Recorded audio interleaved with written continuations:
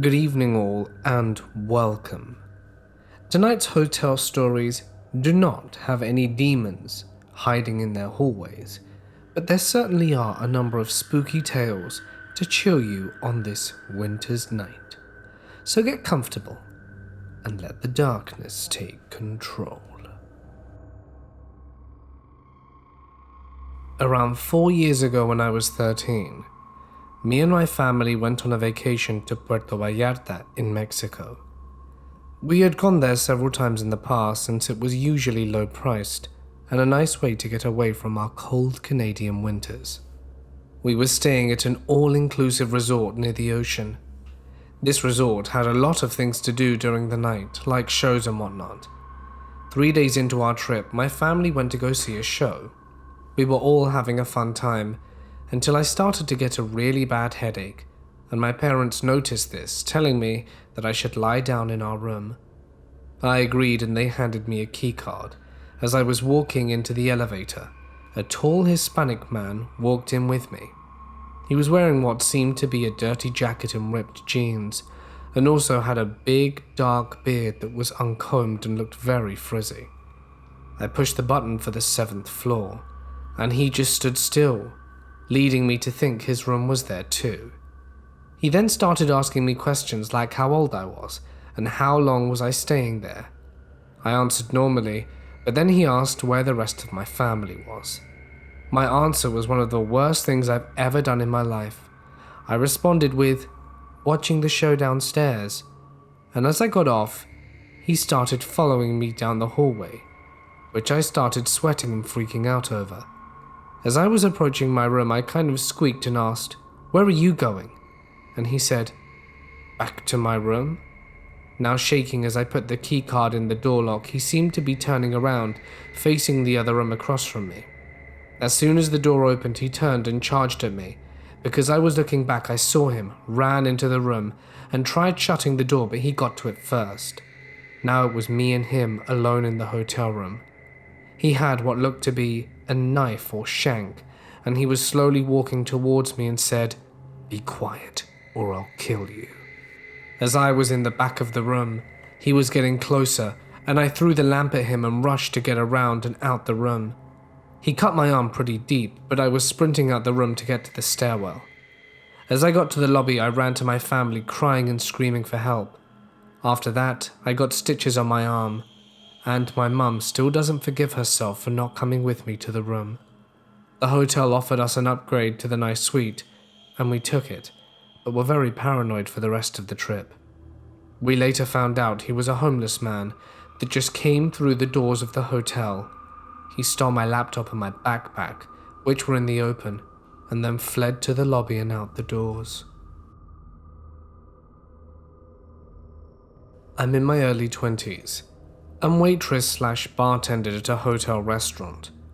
Construction workers in our town often stayed at the hotel and would come eat and drink at the restaurant. I met a really tall, cute guy, not a creep, but ultimately a prick. And whenever he was in town, we would hang out and stuff. He lived 2 states over, but was in my area a lot. So one time he was working a job and staying in a town the state over, and I drove to meet him. When I got to his hotel, we went to the hotel bar and had a few drinks with some other construction guys that happened to be there, not his company. Then went back to the room. Later we decided to order food from the bar. The prick was in the shower when the bar called, so I went and picked up our food. When I got down there, the guys that we were drinking with earlier were still there and were pretty sauced by this point. The bartender was busy for a while, so I sat and played with the digital slots. One of the construction guys came over and immediately started hitting on me and trying to touch me and put his arm around me and stuff, despite knowing full well I was there with someone else. He kept telling me his room number over and over, and had to directly, loudly, tell him to get the hell away from me multiple times, and he finally did only once the others started noticing.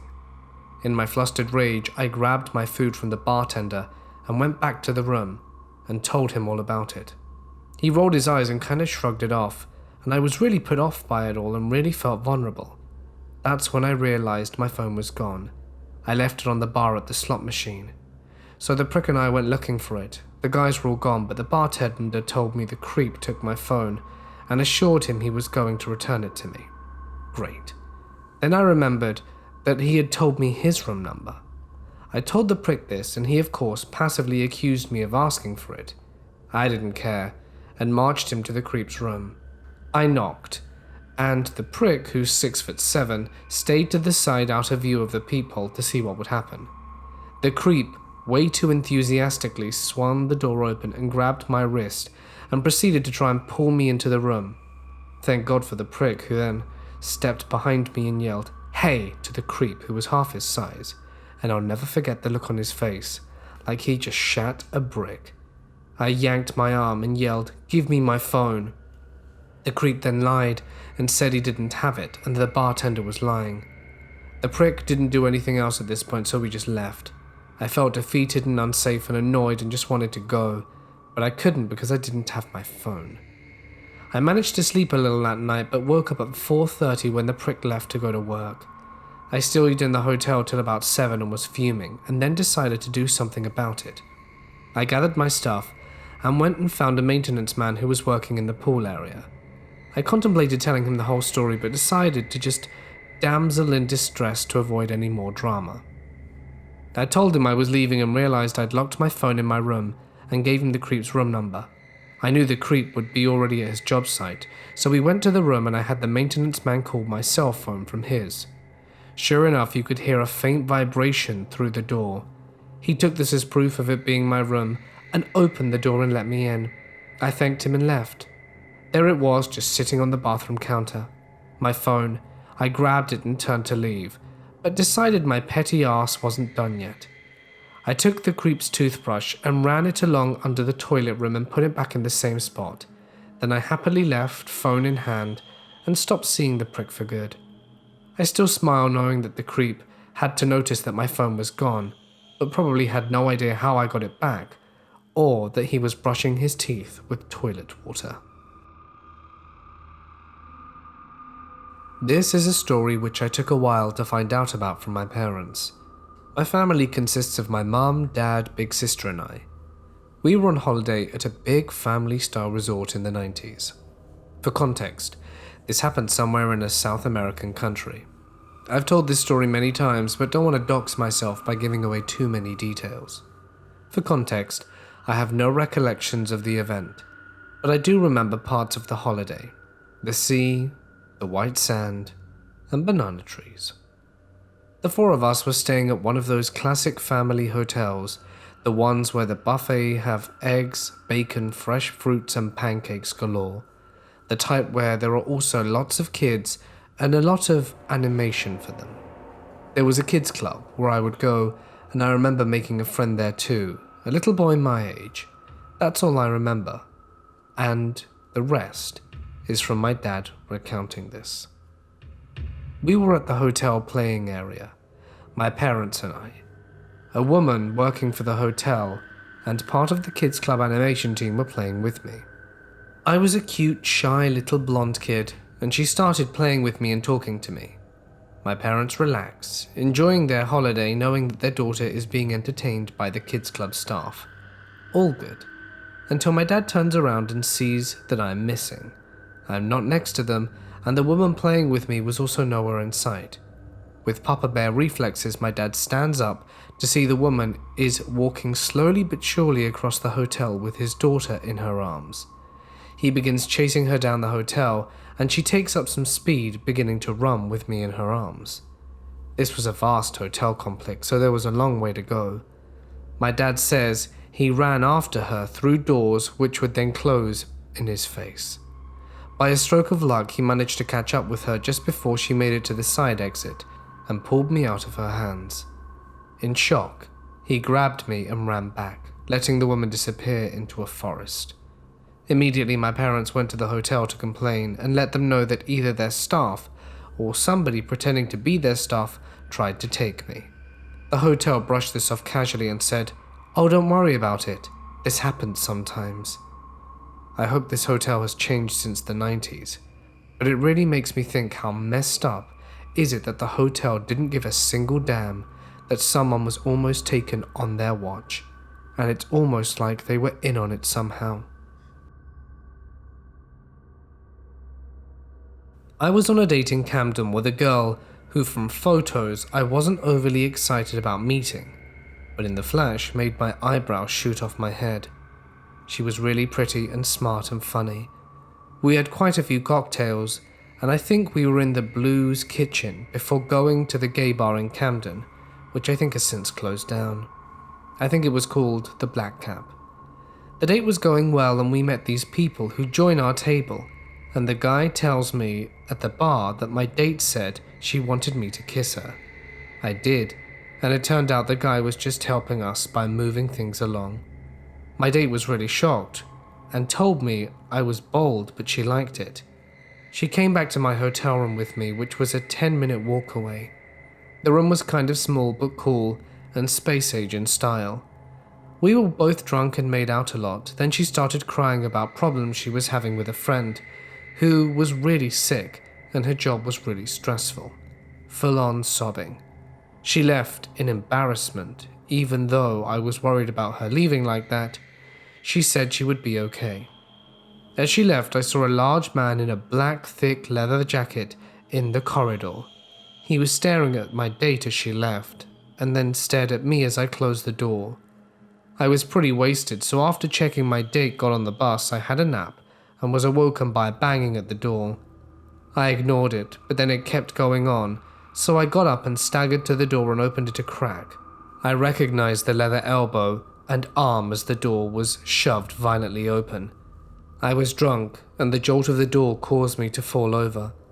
Luckily, the room entrance was small and around the width of the door, so my back was against the wall by the door while my feet touched the other wall.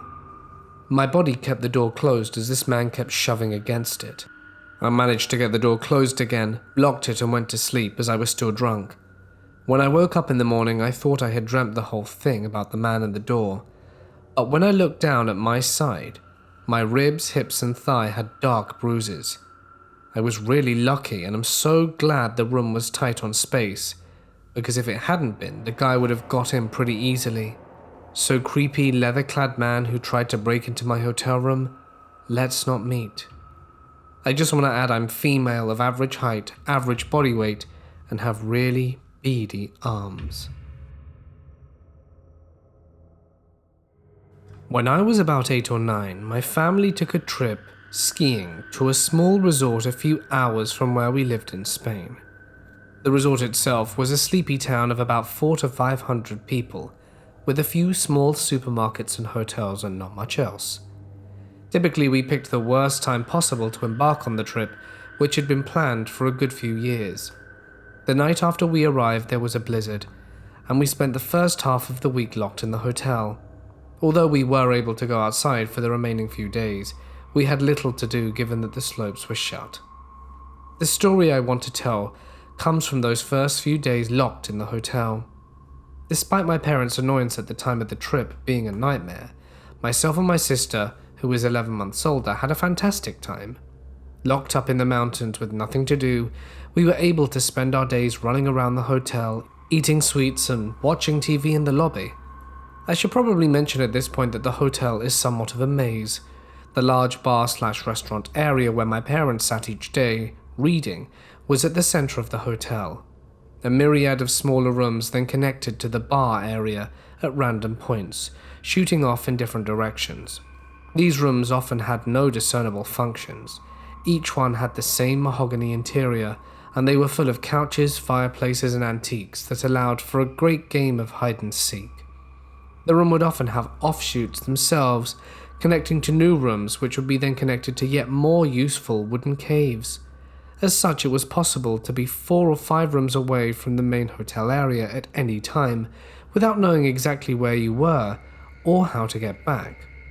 Anyway, at some point along the weekend, myself and my sister decided to play hide and seek. Bearing in mind the above, it was almost an impossible challenge to find the hider, especially if they moved. To this day, I'm certain my sister was a filthy little cheat. At one point in the game, I was about to give up on searching for her until I heard her voice from what sounded like a few rooms away. After successfully navigating the web of rooms, I emerged to find her sitting on a couch alongside a German man with grey hair, probably in his 60s if I had to guess. As soon as I emerged into the room, the man turned to me and told me he was talking to my sister and taking her to the swimming pool, and asked if I wanted to join them. I remember immediately thinking it's odd that there was a swimming pool that we hadn't heard of. My parents had been complaining that morning about how much TV we were watching, and so I was sure they would have taken us there had they known about it. And besides, the hotel did not seem this size to be able to host one. I told the man that I'd have to ask my parents first, and told my sister to come back with me to find them. He immediately replied that I should go, and that he'll take my sister on ahead. I told my sister she absolutely had to come with me, but excited at the thought of the swimming pool, she said she didn't want to go.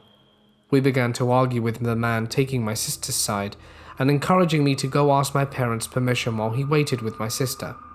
I dug my foot in, telling my sister that our parents would be very cross if we went somewhere on our own, and after a few minutes of bickering, she eventually gave in and came back with me, giving her assurance to the man that we'd be back. Of course, when we told our parents, they were livid. My dad went back to the room to try and find the man, but with all the offshoots and given that all the random rooms looked the same, it was almost impossible to be sure we were in the right one. In any case, there was no sign of him. I remember my dad screaming at the clerk at the hotel lobby that he needed a list of names of all male guests and their room numbers, but of course they wouldn't give it to him. We spent the rest of the trip by our parents' side, terrified of the thought of being locked up in a blizzard with him. Thankfully, we never saw the man again. The scary thing, we checked with the lobby, and as we'd imagined, the hotel didn't have a pool. So scary German man who wanted to take me in a blizzard? Let's not meet again.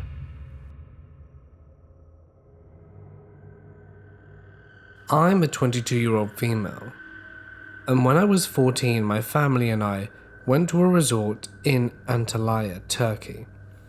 The resort was relatively small, and every day there were plenty of activities that involved all the guests, like pool games and competitions. The restaurant was also cafeteria style, so everyone ate together. As a result, basically everyone at the resort knew each other well and by name, and became pretty close-knit after a few days. In particular, there was a middle-aged, bald British guy called Danny, and his two little kids who were about 2 to 4.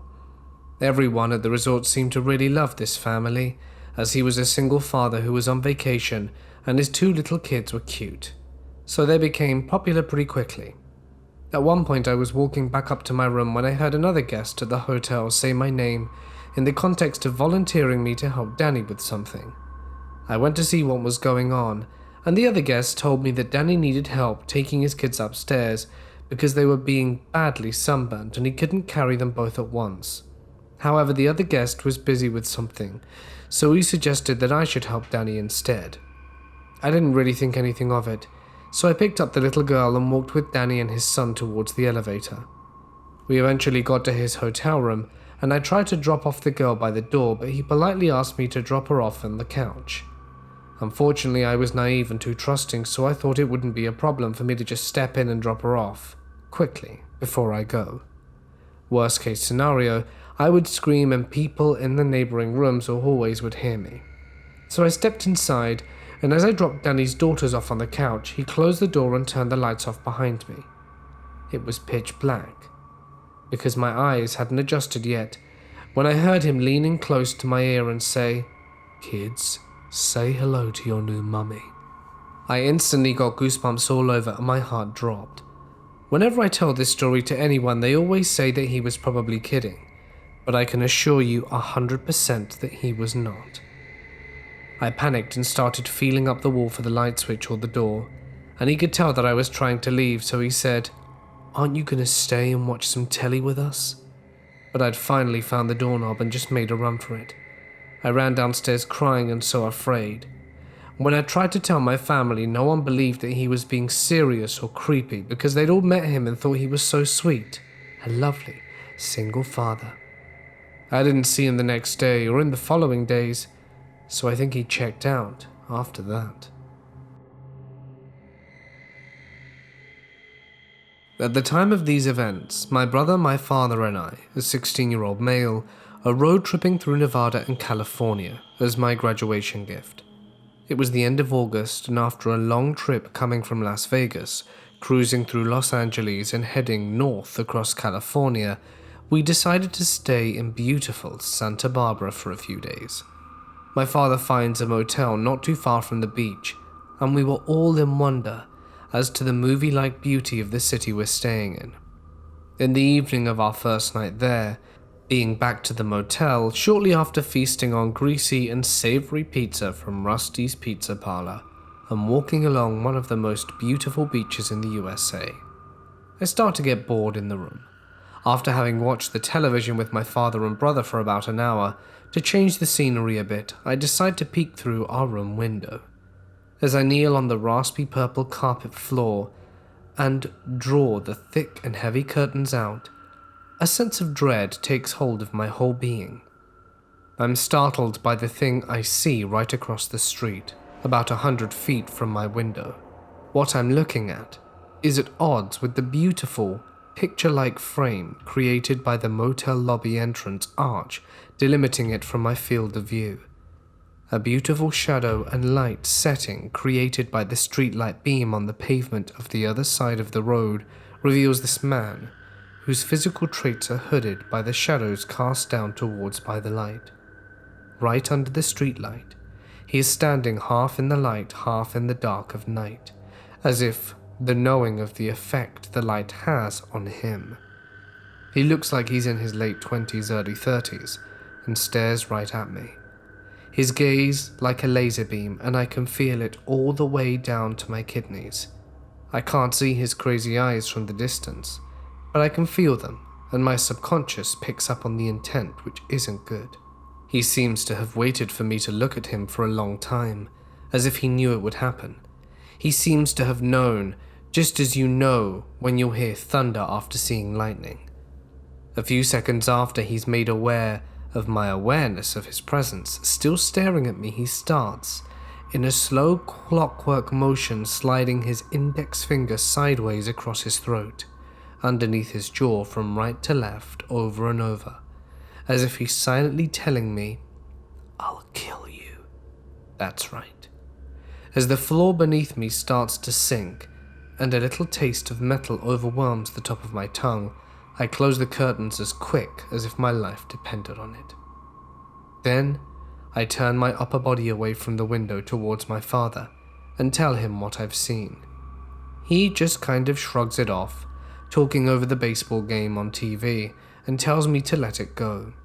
But I can feel, along with this calm vibe of arrogant carefreeness coming from him, a hint of uneasiness that I can taste in the back of my mouth.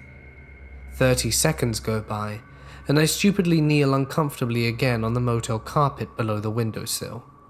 After loudly swallowing for luck, against my best judgment, I draw the curtains out a second time, but this time my hand stops at the width of my head, allowing to view just enough of the outside world to be able to grasp what was happening outside of my seemingly safe motel room. There he is again. This time though, the man is standing 2/3 of the way to where he stood the first time I saw him. His facial traits are now darkened by the lack of streetlight, but I can still feel his crazy glare. He is under the hotel lobby parking lot arch. There's not much light there where he stands, but I can still perceive him doing his throat-slicing gesture, and is still communicating it to me through the pantomime. There is this desperate feeling of unfair doom in realizing that your poor vulnerable self is the target of something malicious that doesn't know you as being with needs and fears, but knows and wants something from you which you are oblivious to. I'm starting to feel queasy and frightened. I close the curtain quickly once again and tell my dad of the man's presence, and he's approaching the room. I get on the bed trying to concentrate on the TV to forget what I'd just witnessed. I don't remember if my dad looked through the window to confirm what was happening, but I remember him telling me to stop looking outside if that's what was scaring me, and that we were safe in the room, which is locked. After what seemed like a few minutes passing, I peek again for the final time. This time the man is right in the parking lot, about 50 feet from our motel room, doing his gesture again. I start thinking that this man is probably mentally ill or something, and that I better stop looking at the window again. A clever thing to do, I tell myself. The man's behavior, although redundant and pathetic, nevertheless strikes me as being ominous and frightening. The night goes on with that feeling that even if I'm probably safe inside our room, there is this disturbed man missing a few cogs who's got nothing to lose outside the room, that behaves as if he wants nothing good for me. Would he be grinning or not? Would he raise his arms to gently tap the window while kneeling under the windowsill? I try not to think about it, and I sleep very uneasily that night. The following morning, not wanting to go outside of the room, I decide to stay in with my brother while my dad goes into the motel lobby to fetch orange juice breakfast and to speak to the motel clerk about the man outside. My father comes back after a few minutes with our breakfast and tells me that the clerk told him the guy who frightened me the night before is known in the area for his mental illness. He's probably a schizophrenic.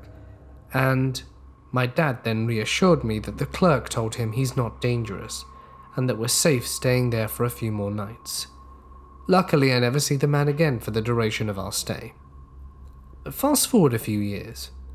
My father and I are reminiscing about our trip to California, and specifically about those days in Santa Barbara, when the mentally ill man threatened me with his finger outside our motel room as mentioned in the conversation. My father, as if relieved from not having to keep this secret anymore, lets out that the morning after that dreadful night, the motel clerk had in fact told him to be careful with the man. He had told him that in fact he was dangerous. My dad just didn't want to scare us by telling us the truth. I thanked him for lying to me that morning, and we agreed that we were lucky that we didn't see that man again.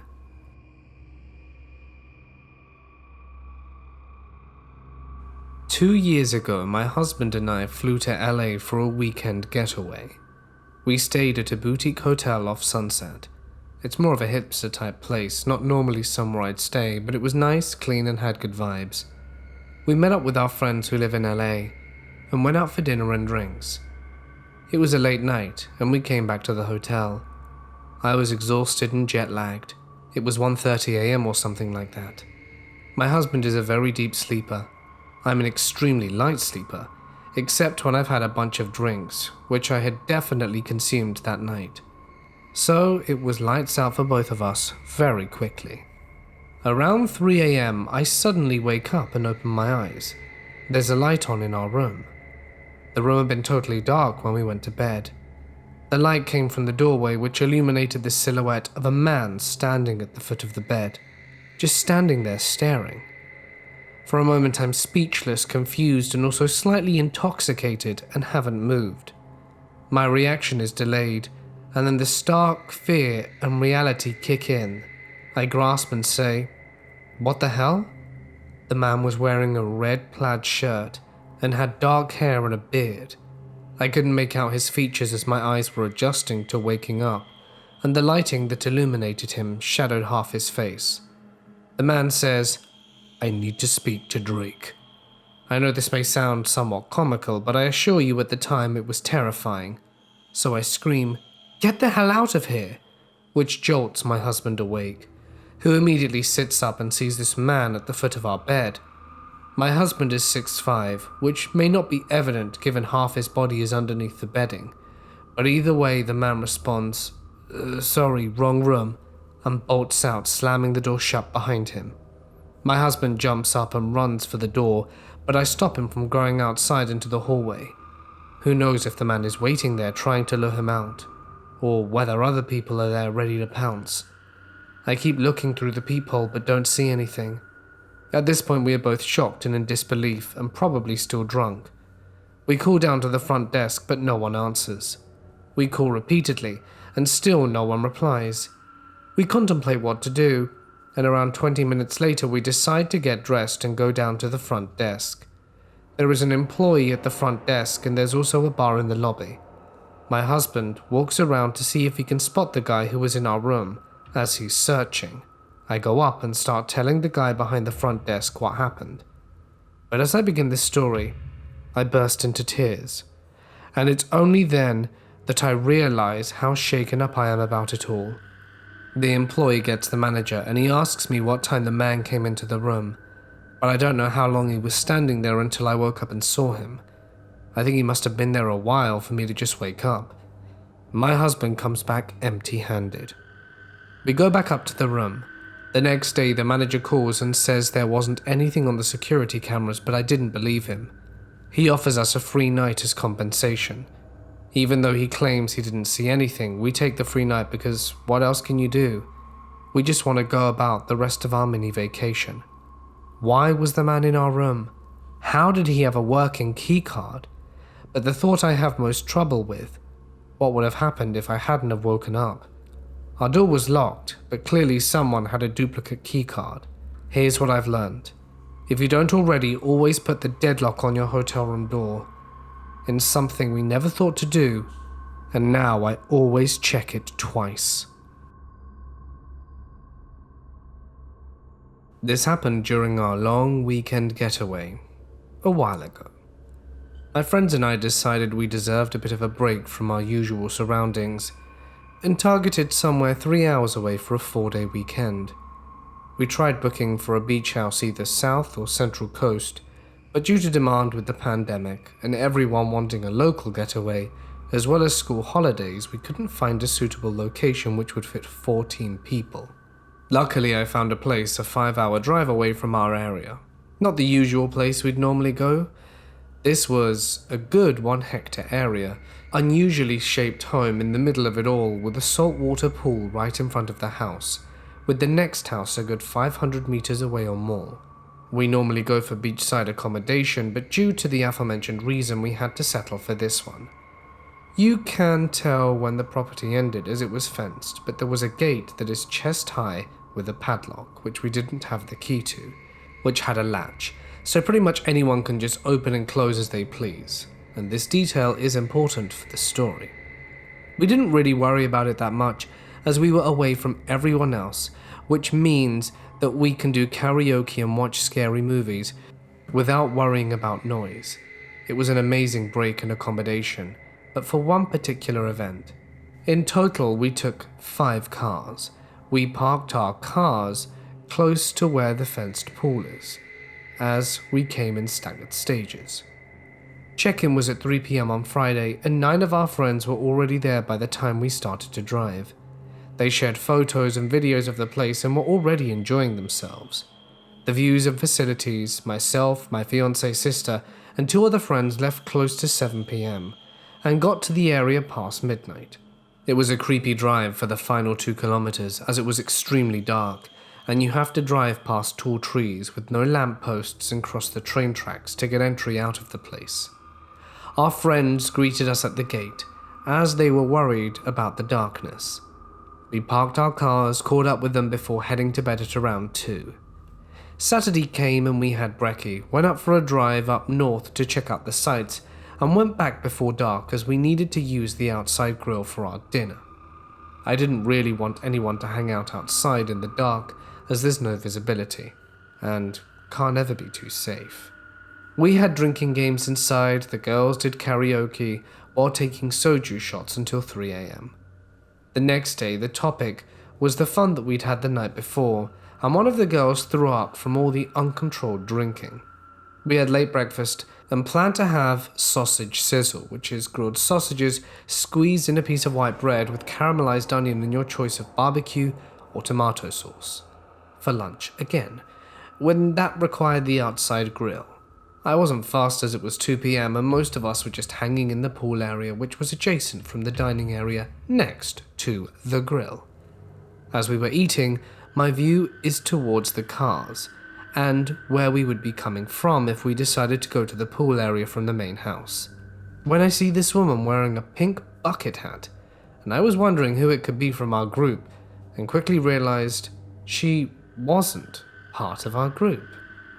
I thought she was one of the distant neighbors, and we were too loud the night before and that the noise traveled and she was there to complain.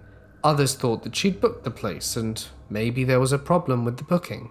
But she approached and said, I apologize. I know you guys are here to have fun and have a bit of a break, but I used to own this place until it was turned into an Airbnb by the current owner.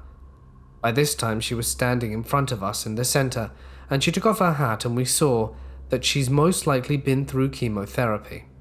I sold this house in 2018, and it was a very hard decision. I was wondering if I could take a look inside the house and maybe quickly show my friends what it looks like on the inside, as it's an architecturally designed home and very unique. My fiance's brother quickly said, no, while some of the girls were looking at each other considering her request, as she seemed genuinely emotional and looked like she'd been through something. I followed up with, we're checking out tomorrow morning. I can contact the current owner and let her know that you want to check the place out after we leave. She quickly responded, no, it's alright. Are you guys from Sydney? We responded that we were, and she said that she now lives around there too and is staying nearby for the next week and was trying her luck in having a look at the house. It seemed she was establishing that she was the previous owner, and she mentioned that the new owners added an additional tank and asked if the garden towards the back of the property has been removed because it was a problem before, and asked if the red chandeliers still existed. We knew the chandelier is white, not red, and if we had access to all rooms including the ones next to the grill, as we only had access to one of the 2 rooms as the other was padlocked, we said yes. I quickly had a look towards the gate and saw that there was a 4WD right outside blocking it. One of my friends had the wit to ask her name and if she knew the current owners, or maybe she could ask them for permission instead. She responded with, my name's Karen, and we exchanged paperwork online, so I didn't really know them personally.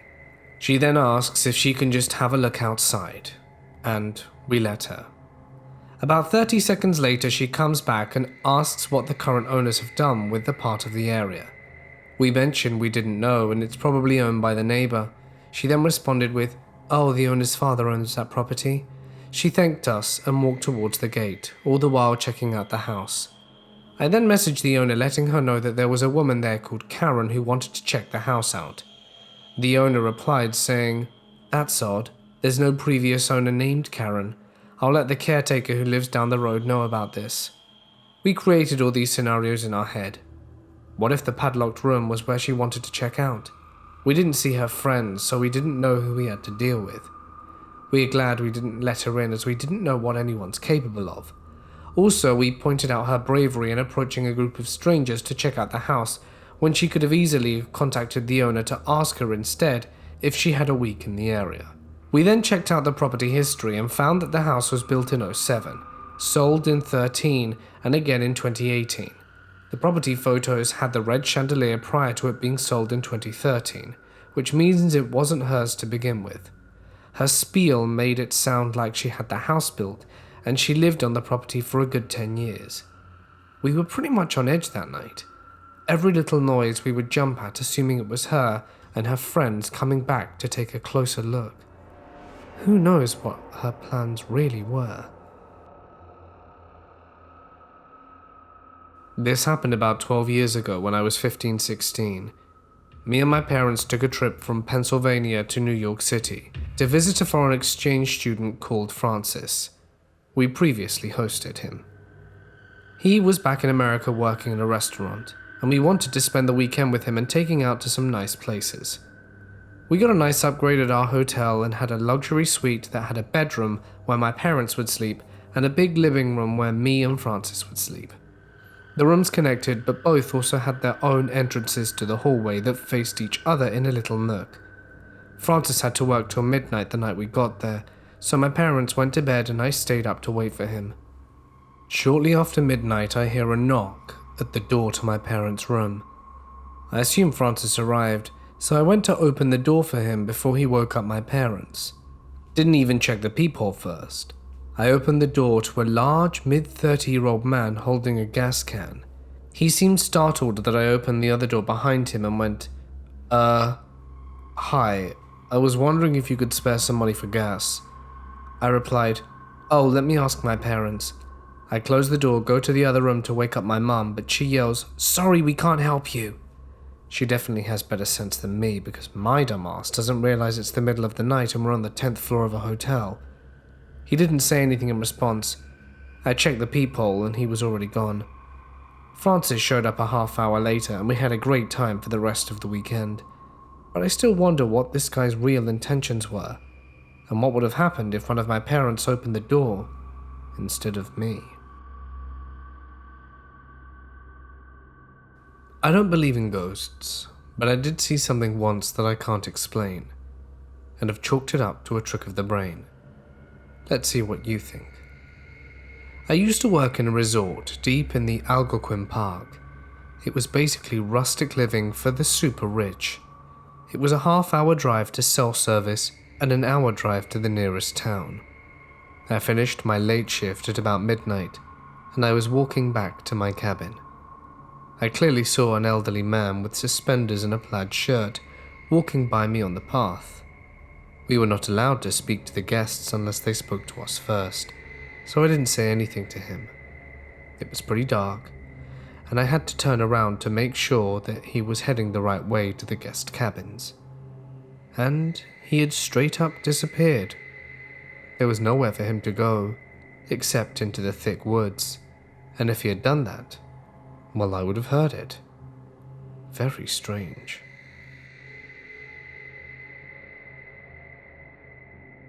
Hey guys, it's Mort here, and thank you so much for listening. Hope you enjoyed tonight's video. At the start I made a reference to the video I did recently. I think it was the last video I did last year. The video, I work at a haunted hotel. It's some really great stuff, probably my best work ever. And if you haven't listened to it already, I'd definitely appreciate it if you checked it out. And, get some feedback on it, really. If you enjoyed tonight's video, feel free to subscribe and stick around, with new content coming out every day. But you probably already know that already.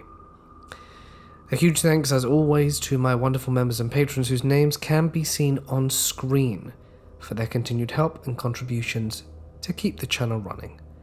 But for now, it's time for me to sign off. Stay awesome, and I'll see you in the next one.